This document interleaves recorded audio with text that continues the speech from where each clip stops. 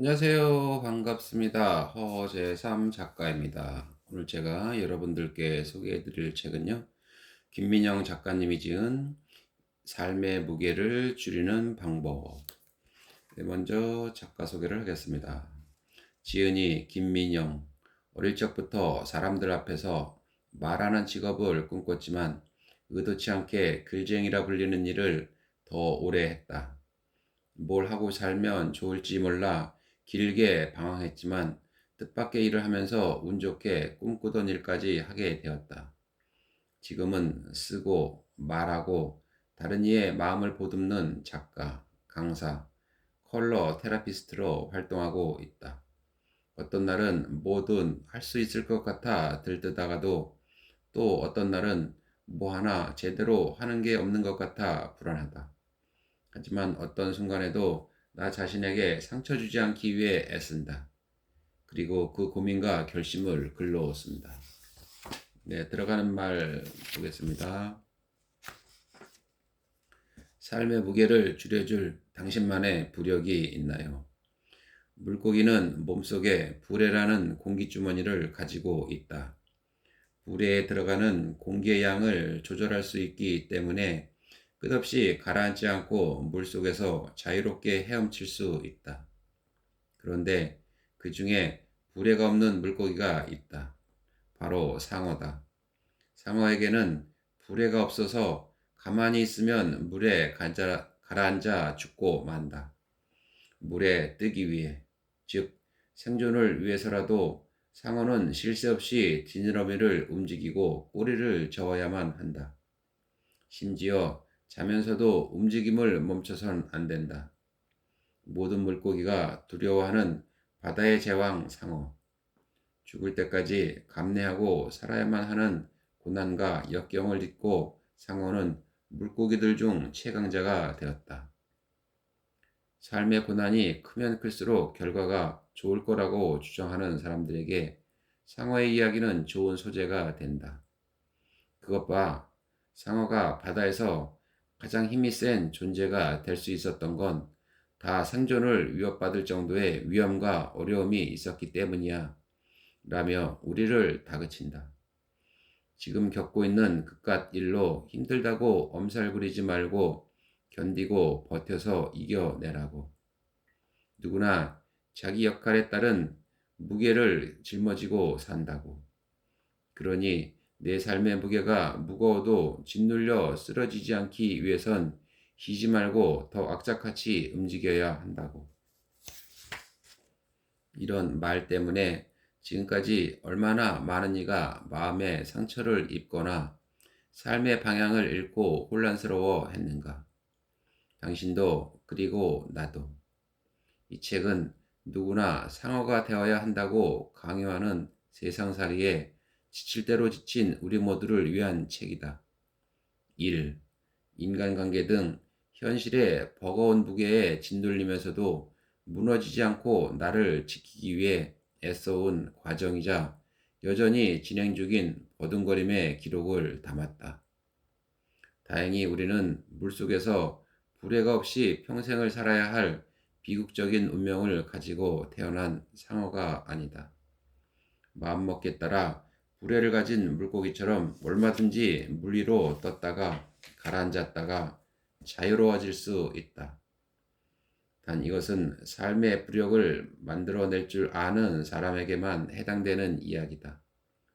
삶의 무게에 눌려 버티기 힘들 때 잠깐이나마 몸과 마음을 고된 삶으로부터 떠오르게 해줄 부력. 우리 삶에도 그런 부력이 필요하다. 그것은 결국 당신이 그 누구도 아닌 나로 바로 설 수 있게 하는 것들. 즉, 내 삶의 디테일을 살리는 사소하면서도 의미 있는 무언가다. 피할 수 없는 온갖 책임과 무게를 떠안으며 그 고통을 삶의 동력으로 삼아 아등바등하며 살지 않아도 우리는 얼마든지 삶을 의미 있고 만족스럽게 만들어갈 수 있다고 이야기하고 싶었다. 너보다 힘든 사람들도 많아. 넌 왜 그 정도도 못 견뎌? 라고 말하는 사람들 앞에서 주눅들지 않아도 된다고 말하고 싶었다.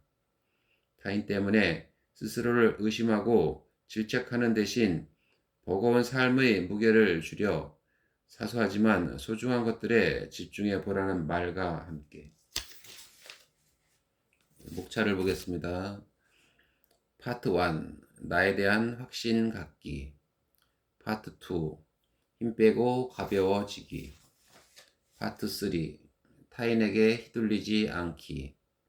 파트 4. 남과 비교하지 않기.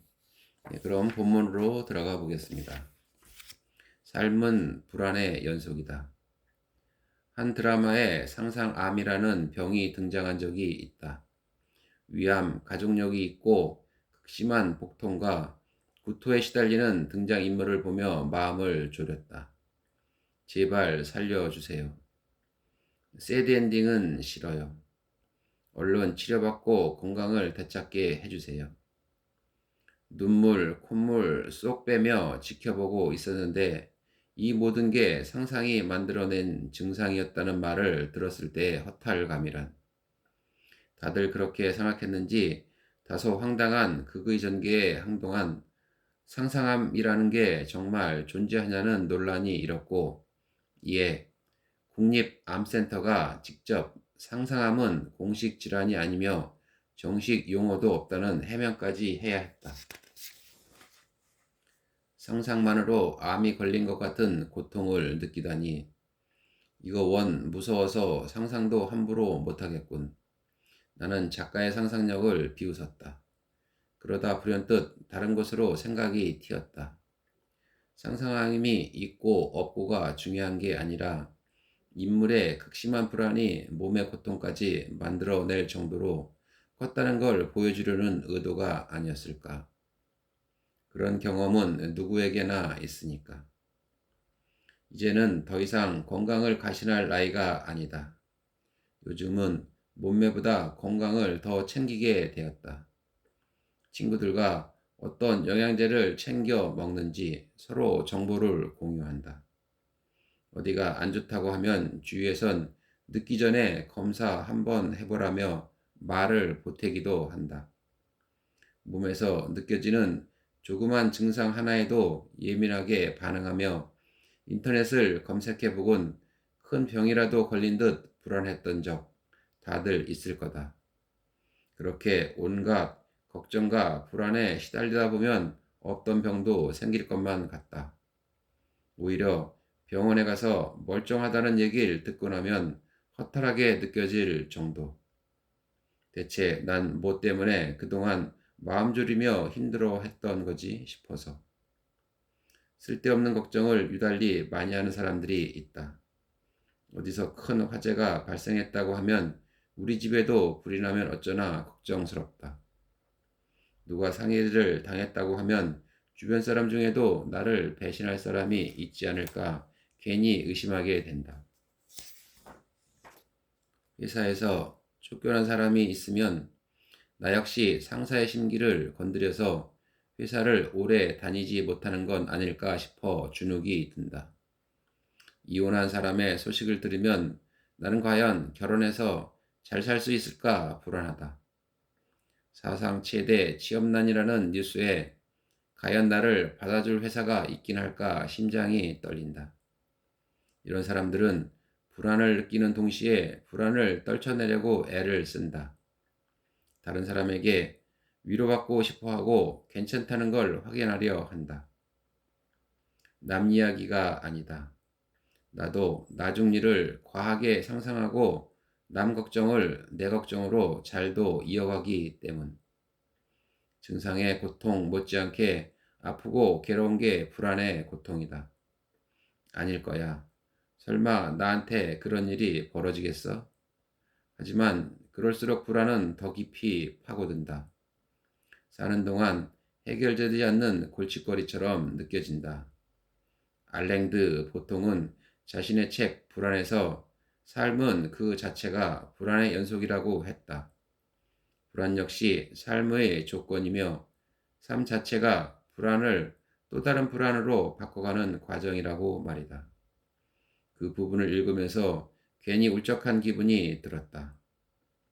아니 그럼 평생을 지금처럼 불안이란 녀석한테 시달리며 살아야 하는 거야? 일상의 맛, 때로는 대충, 또 어쩌다 가끔은 꼼꼼히, 어찌됐든 매일 기록하려 하는 것이 있다. 바로 식단 일기다. 의무적으로 챙겨 먹는 삼시세끼는 물론이고 난데없이 출출함이 밀려올 때 입을 즐겁게 해주는 간식까지 가급적 빠짐없이 기록하고 있다. 다이어트를 위해 각각의 칼로리를 계산해 먹는 걸 제한한다거나 어떠한 요리든 척척 해내는 만능 요리사를 꿈꾸며 레시피를 적어두려는 목적이 아니다. 나는 살 좀 빼겠다고 칼로리를 하나하나 따져가며 먹는 즐거움을 통제하는 걸 너무 가혹하다고 생각하는 사람이고 고추장 2스푼, 설탕 1스푼, 간장 3스푼 같은 유명 비법을 따라 요리한다 해도 전혀 다른 충격적인 맛의 음식을 창조해내는 사람이라 레시피를 적는 의미가 없다. 난 그저 먹은 것에 대한 시시콜콜한 것들을 적는다. 언제, 누구와 무엇을 먹었고 그 음식이 왜 먹고 싶었는지, 먹고 나니 기분이 어떤지, 재료는 어떠했는지 하는 생각 따위를 적는다. 하루는 가지튀김을 먹고 나서 쫀득한 찹쌀 반죽과 따끈한 온기를 품은 가지가 어우러지면서 만들어내는 쫄깃쫄깃하고 담백한 식감. 끈적한 소스가 미끄러져 내리며 느껴지는 달콤 새콤한 맛에 대해 구구절절히 적었다. 제대로 식혀 먹지 않아 혀를 대어 느낀 고통. 기왕이면 맥주 한 잔을 곁들여 먹었다면 더 좋을 뻔했다는 아쉬움도 덧붙였다. 혼자라서 외로운가요? 연애를 주제로 한 이야기는 언제나 흥미롭다. 연애 상대를 고를 때 절대 포기하지 못하는 단 한 가지. 연애에 종지부를 찍게 만든 과거 연인의 찌질한 말이나 행동. 이제 막 사랑을 시작한 연인들의 소소한 고민. 결혼을 결심하게 되는 순간. 이런 것들에 대한 이야기를 나누다 보면 흥미진진한 연애소설이 눈앞에서 펼쳐지는 것 같다. 주인공들이 들려주는 생생한 감정 묘사와 긴박한 전개를 따라가다 보면 다들 한마디씩 말을 보태고 싶어 입이 근질거리는 눈치다. 한 모임에서 한창 연애 이야기를 꽃피우던 중 누군가 말했다. 본인을 포함해 이제 주변에 결혼하지 않은 사람들이 몇 명 안 남았다고. 결혼이 더 늦어지지 않으려면 얼른 누군가를 만나 연애를 해야 할 텐데. 사실 마음 같아선 좀 더 혼자 있고 싶다고 했다. 옆에 누가 없지만 지금도 충분히 즐겁다는 이유에서였다. 그런 말 하는 걸 보니까 넌 이제 결혼해도 되겠다. 만나는 남자도 없는데 결혼은 혼자 하니? 외롭지 않다잖아. 외로워야 남자를 만날 텐데 큰일이다. 난데없이 설전이 벌어진 가운데 한마디가 날아와 귀에 꽂혔다. 결혼은 외로워서 하는 게 아니라 혼자서도 잘 놀 수 있을 때 해야 하는 거야. 누군가가 외로움을 채워주길 기대하는 마음으로 결혼한 사람들은 대부분 결혼 생활이 행복해 보이지 않더라는 거다. 재미있는 말이다. 나 요즘 너무 외로워 하며 소개해줄 사람 없냐고 조르는 사람은 봤어도 혼자 보내는 시간이 충분히 즐거워. 그런데 소개팅 좀 시켜줄래? 라고 묻는 사람은 여태껏 본 적이 없다. 흔히 둘이 하나 되는 게 결혼이라고들 한다. 서로의 부족한 부분을 채우면서 살라는 의미일 거다. 그러다 보니 사람들은 언제나 결혼을 하면 은연중에 상대가 나에게 무엇을 채워줄 수 있을까 기대하는 마음이 생기기 마련이다. 그게 재미든 행복이든 사랑이든 안정이든 돈이든 명예든 나를 매일 웃게 해주겠지. 내가 말만 하면 사고 싶은 걸 사주겠지. 이번 기념일엔 어떤 이벤트를 준비해서 나를 행복하게 해줄까? 그 사람과 같이 있으면 사람들이 무시하지 않겠지. 상대에게 거는 기대가 많아질수록 전에는 혼자 할 수 있던 일들도 상대가 있어야만 가능한 일로 바뀌어 버린다. 더욱이 결혼 후에는 어떤가? 갈수록 나라는 존재가 희미해진다는 생각까지 든다. 여자와 남자가 아내와 남편, 엄마와 아빠가 되면서 나보다 우리가 중요해지는 탓도 있겠지만 주위의 말과 시선도 한몫을 한다. 요즘 살이 빠져서 다이어트를 해야겠다고 하면 괜찮아, 넌 이미 결혼도 했는데 뭐 라는 대답이 들려오고 새로운 일을 시작할지 고민이라고 하면 남편이 돈 벌어 오는데 사서 고생할 필요가 뭐 있어 라고 말하는 사람이 있다. 공부를 더 해볼까 고민이라고 하면 공부는 무슨 나중에 육아에 치여서 공부를 제대로 마칠 수도 없을걸 하는 말들이 줄줄이 따라 붙는다. 이런 말들이 이제 넌 그리 중요한 존재가 아니야 란 말처럼 들려 썩 유쾌하지 않다. 내 가치를 놓아버려도 괜찮다는 말을 마치 위로처럼 건네지 말았으면 좋겠다. 결혼을 하고 시간이 지나도 나를 그냥 나로 봐주길 바라는 건 지나친 욕심일까? 앞서 꺼냈던 결혼은 혼자서도 잘 놀 수 있을 때 해야 한다는 말. 그 의미를 어렴풋이 알 것도 같다. 혼자일 때보다 혼자가 아닐 때 더 중요한 게 자존감을 지키는 일이기 때문이다. 혼자서도 스스로를 충족시키며 오르락 내리락 하는 자존감을 끌어올려 단단히 붙들어 맬 줄 알아야 한다. 다른 건 상대가 어느 정도 채워줄 수 있을지 몰라도 자존감은 아무도 챙겨줄 수 없으니까 말이다. 적당히 비굴하지 않게 나를 지키며 살고 싶다. 불쾌한 감정은 제때 표출해야 한다. 그러지 않으면 필요 이상의 감정 낭비로 하루를 꽉 채우게 된다. 특히 나같이 앞에선 으르렁대지 못하고 뒤에서만 구시렁거리는 사람은 그 정도가 더 심하다. 상대의 차가운 시선, 날이 선 말투, 상식을 벗어난 행동에 불쾌함이 가시처럼 바짝 돋아나 내 마음을 콕콕 찌른다. 애써 고상한 척, 괜찮은 척하며 상대에게 언짢다고 말하지 못하다 보니 내 마음만 상한다. 밖으로 자라야 할 발톱이 살을 파고드는 것처럼 콕콕콕 욱신거린다. 이를테면 택시를 탔는데 여자가 첫 손님이면 재수가 없다고 회개한 말을 하는 기사님을 만났다든지 친구에게 빌려간 돈을 갚으라고 하니 우리 사이에 그 정도 돈도 그냥 못 주냐며 대래 공격을 당했다든지 아르바이트를 하고 있는데 막말하는 손님에게도 웃으며 친절하게 응대해야 한다든지 면접을 보러 갔는데 대놓고 외모나 나이 지적을 당했다든지 이런 상황에서 정작 상대에겐 불쾌함을 표출하지 못하기 마련이다. 그리고 그 후에도 지워지지 않는 언짢은 상황을 혼자 떠올리며 시간을 쓰고 감정을 쓴다. 일도 손에 안 잡히고 책도 안 읽히고 케이크의 맛도 씁쓸하게 느껴지고 데이트를 하다가도 불쑥 화가 치민다. 난 이렇게 필요 이상으로 시간과 감정을 낭비하고 있는데 더 화가 나는 건 상대는 나를 전혀 신경 쓰지 않고 하루를 멀쩡히 보낼 거라는 사실이다. 수목원에 갔다가 담고 싶은 나무 하나를 우연히 발견했다. 나는 이 나무를 보는 순간 정말 딱 이렇게 살고 싶다는 생각을 했다. 나무 이름은 가시쥐엽나무. 이 나무는 자기를 지키기 위해 가시를 바짝 세운다. 가시덤불로 칭칭 감은 것처럼 나무 기둥을 촘촘히 감싸고 있는 가시는 손대기 겁날 만큼 위협적이다.